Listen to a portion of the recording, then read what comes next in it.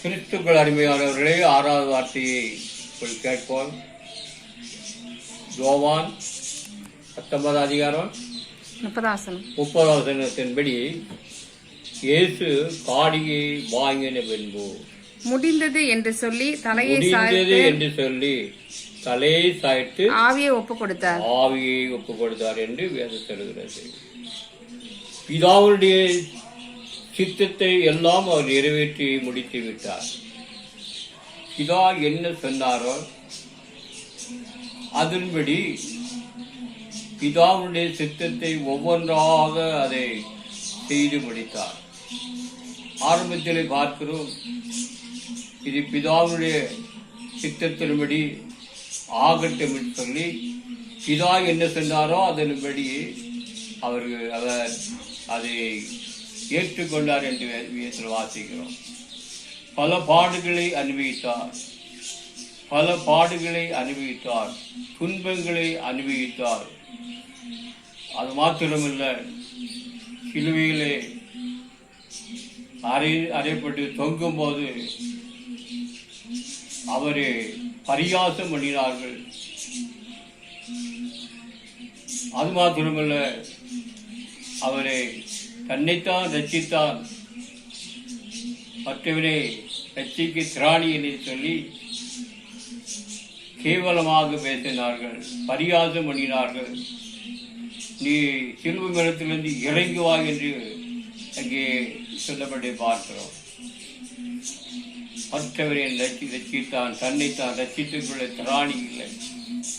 ஆண்டவர் ஒவ்வொரு வார்த்தையும் பொறுமையோடு அங்கே சகித்து கொண்டே வந்தார் என்று வாசிக்கிறோம். ஒவ்வொரு வார்த்தையாக சிலுவையில் சொல்லப்பட்ட ஒவ்வொரு வார்த்தையும் ஒன்றின் பின் ஒன்றாக சொல்லிக்கொண்டே இருந்தார்.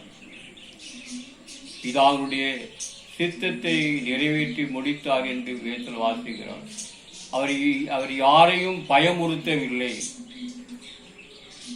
என்று வேதத்தில் வாசிக்கிறோம்.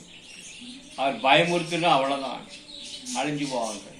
தேவனுடைய மகிமை பரலோகத்தில் வைத்துவிட்டு இந்த பூலோகத்திற்கு அவர் பாடுபடியாக வந்தார் என்று வேதத்தில் எழுதப்பட்டிருக்கிறதை பார்க்கிறோம். அநேகருடைய பாவங்களை அவர் மன்னித்து முடித்து விட்டார்.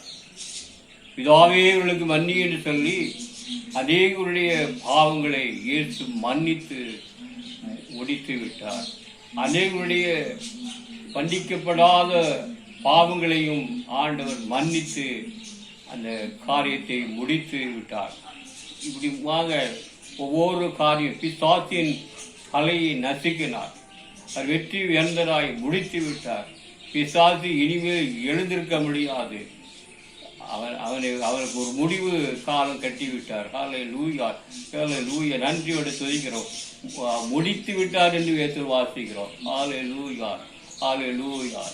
இந்த செய்தி கேட்டுக்கொண்டிருக்கிற அன்புடைய சகோதரனே, சகோதரியை, ஹல்லேலூயா, எல்லாம் முடிந்தது என்று சொல்கிறார். அவரை சொல்லி போன எல்லா வார்த்தைகளும் சிலுவையிலே அங்கே செய்து முடித்து விட்டார் என்று வேதத்தில் வாசிக்கிறோம். பிசாசுடைய கிரியைகளை அளிக்க முடியாது தேவகுமாரன் வெளிப்பட்டார் என்று வேதத்திலே அங்கே வாசிக்க கேட்கிறோம். ஹல்லேலூயா. அவர் சிலுவையிலே தொங்கிக் கொண்டு பிதாவுடைய சித்தத்தை நிறைவேற்றி முடித்தார் என்று வேதத்தில் வாசிக்கிறோம். பிதாவுடைய என்ன சொன்னாரோ அந்த பிதாவுடைய சித்தத்தை நிறைவேற்றி முடித்து அவர் இன்றும் ஜீவிக்கிறவராக இருக்கிறார். இன்றும் நம்மோடு கூட இருக்கிற தேவனாக இருக்கிறார். அவர் பட்ட பாடுகளை நாம் நினைவு கூர்ந்து மனம் திரும்புங்கள், பரலோக ராஜ்யம் சமீபத்தில் இருக்கிறது. மனம் திரும்பினால் பரலோகம் போகலாம், மனம் திரும்பாவிட்டால் பரலோகம் போக முடியாது என்று சத்தியவேதம் சொல்கிறது. அவர் எல்லாவற்றையும் செய்து முடித்தார், பிதாவுடைய சித்தத்தை நிறைவேற்றி முடித்தார் என்று வேதத்திலே எழுதப்பட்டிருக்க பார்க்கிறோம். கிறிஸ்துவுக்குள் பிரியமானவர்களே, இந்த 6வது வார்த்தையிலும் ஆண்டவர் செய்தியை கொடுக்கத்தக்கதாக கிருபை தந்தார், பலனை தந்தார், பரிசுத்த ஆவியை தந்து பேசும்படியாக கிருபை செய்தார்.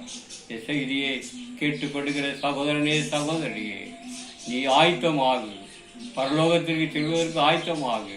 நீ ஆயத்தப்படி உன்னோடு கூட்டத்தை ஆயத்தப்படுத்து, காவலனாகிறேன் சொல்கிறார். இந்த வார்த்தைகளை தேவன் ஆசீர்வதிப்பாராக.